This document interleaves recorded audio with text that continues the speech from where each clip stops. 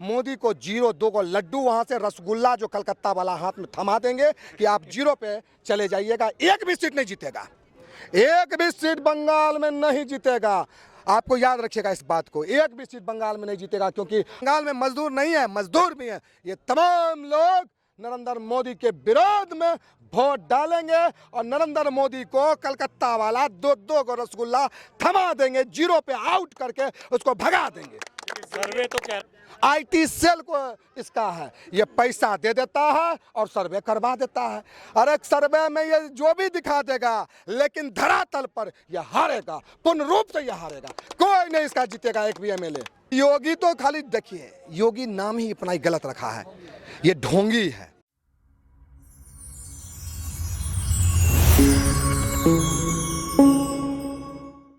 तो आप यहाँ क्या क्या सोच के आए हैं? यही तो हम बताएं अभी तुरंत। बिहार में इसका भुक्तभोगी हम लोग हैं और हम चाहते हैं कि जो दर्द को हमने सहा है वो पूरे हिंदुस्तान के किसान दर्द को नहीं सहे। इसीलिए हम यहाँ पर आए हैं किसानों के इस आंदोलन में अपना भागीदारी सुनिश्चित करने के लिए।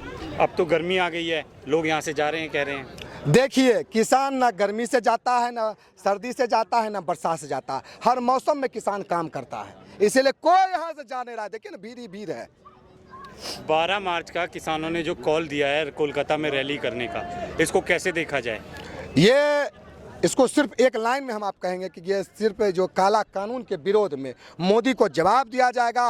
मोदी को 0-2 को लड्डू वहां से रसगुल्ला जो कलकत्ता वाला हाथ में थमा देंगे कि आप 0 पे चले जाइएगा। एक भी सीट नहीं जीतेगा, एक भी सीट बंगाल में नहीं जीतेगा। आपको याद रखिएगा इस बात को, एक भी सीट बंगाल में नहीं जीतेगा, क्योंकि हर जगह किसान है। क्या बंगाल में किसान नहीं है? बंगाल में भी किसान है। क्या बंगाल में लड़की नहीं है, बेटी नहीं है? बंगाल में भी बेटी है। क्या बंगाल में विद्यार्थी नहीं है? विद्यार्थी भी हैं। क्या बंगाल में मजदूर नहीं है? मजदूर भी हैं। ये तमाम लोग नरेंद्र मोदी के विरोध में वोट डालेंगे और नरेंद्र मोदी को कलकत्ता वाला 2-2 को रसगुल्ला थमा देंगे, 0 पे आउट करके उसको भगा देंगे। सर्वे तो कह रहा है कि कांटे की टक्कर है, कांटे की टक्कर। अरे अभी ना आपको कांटे का जो टक्कर इसलिए बता रहा है कि सर्वे वाला जो लोग होता है इसका पैसा खाता है। आईटी सेल को इसका है, ये पैसा दे देता है और सर्वे करवा देता है। अरे सर्वे में ये जो भी दिखा देगा, लेकिन धरातल पर ये हारेगा, पूर्ण रूप से ये हारेगा। कोई नहीं इसका जीतेगा एक भी एमएलए।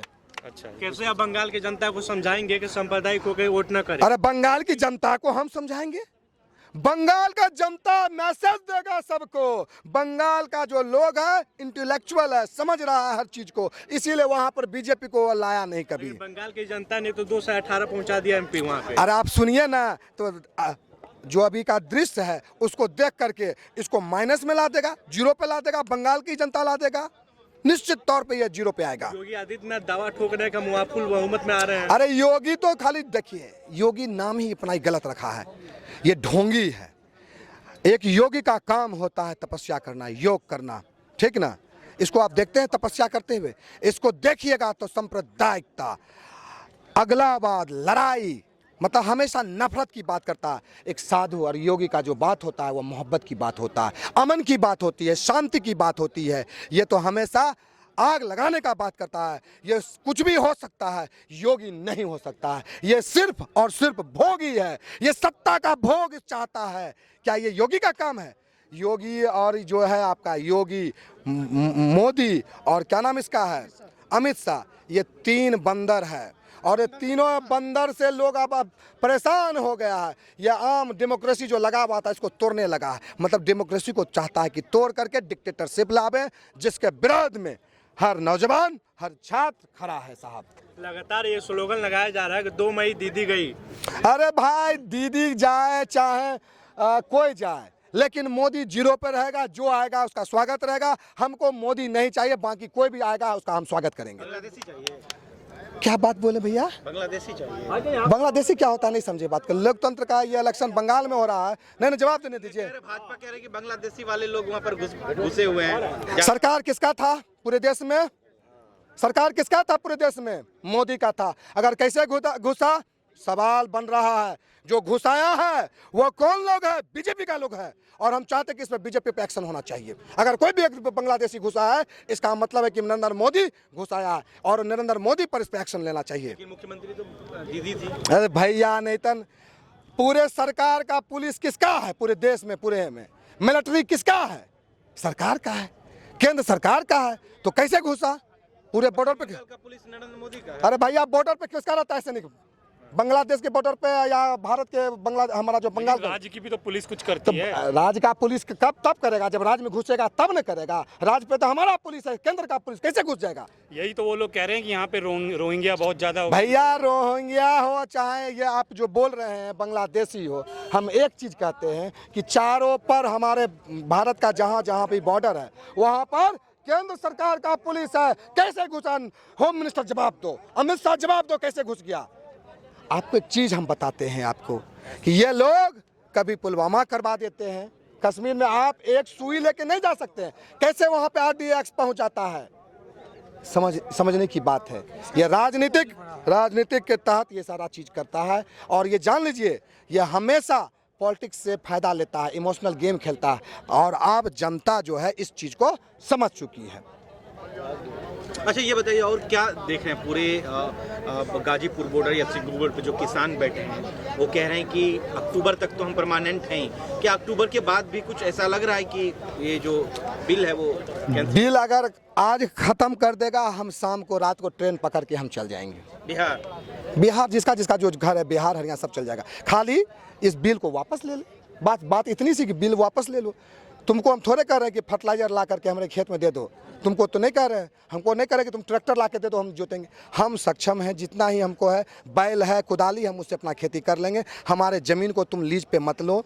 हमारा ज़मीन पर जो है, कहाँ जमीन पे ले रहा है, लीज कहाँ ले रहा है? अरे कह रहा है कि लीज भी लेंगे। आप क्या बात करते हैं? अरे भैया नहीं समझते, कॉर्पोरेट खेती करवाएंगे। कॉर्पोरेट खेती का मतलब हो गया कि भैया तुम आलू लगा लेना इस बार, और आलू का फसल अगर बढ़िया हो गया तो कहेगा जानते हम कौन सा आलू लेंगे? एक निकालेगा गोल सा बल्ला, कहेगा इसमें घुसाएंगे, जो आलू इससे निकलेगा हम वही आलू लेंगे। और आप समझ जो बड़ा आलू है नहीं घुसेंगे, उसको नहीं लेंगे। इस तरह का ये खेला बेला करेगा।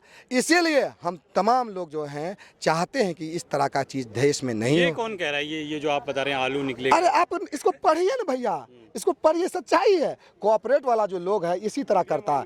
अगर आपका फसल जिस तरह अगर मान लीजिए कि आलू ज़्यादा हो गया तो बड़ा आलू होगा तभी ज़्यादा होगा, वो नहीं निकलेगा कि इस आलू को नहीं लगेगा। इस टाइप का चीज़ होता है। जिस तरह जियो का एक सेकंड जवाब दे रहे हैं।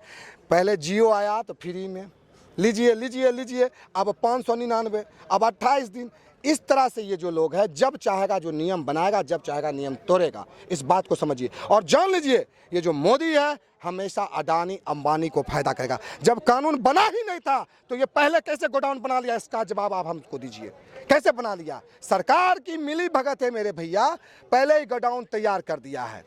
नीतीश कुमार कैसे काम कर रहे हैं? नीतीश कुमार तो समर्थन में है, आप बिहार से हैं, राज्य सरकार को ना कोस कर सेंट्रल को कोस रहे हैं। आपको हम यही बताना चाहते हैं कि अभी जो नीतीश कुमार हैं अब नीतीश कुमार नहीं है। तब क्या मोदी है? पहले सुनिए ना, पहले पूरा बोलने दीजिएगा तब आप बताएंगे। क्या हुआ कि इलेक्शन हुआ, बीजेपी दिया, लोजपा इसके पीछे लगा दिया। मुख्यमंत्री या सिर्फ आप नाम के हैं, कठपुतली है, काम आप बीजेपी रख लिया है। आप जान लीजिए, बीजेपी कहेगा कि अगर तुम नहीं मानोगे तो गिरा देंगे। डर के मारे बेचारे नीतीश जी को संत होना पड़ रहा है। इस बात को समझ लीजिए। अब वो बात नहीं है, पिछले सरकार वाली बात नहीं है।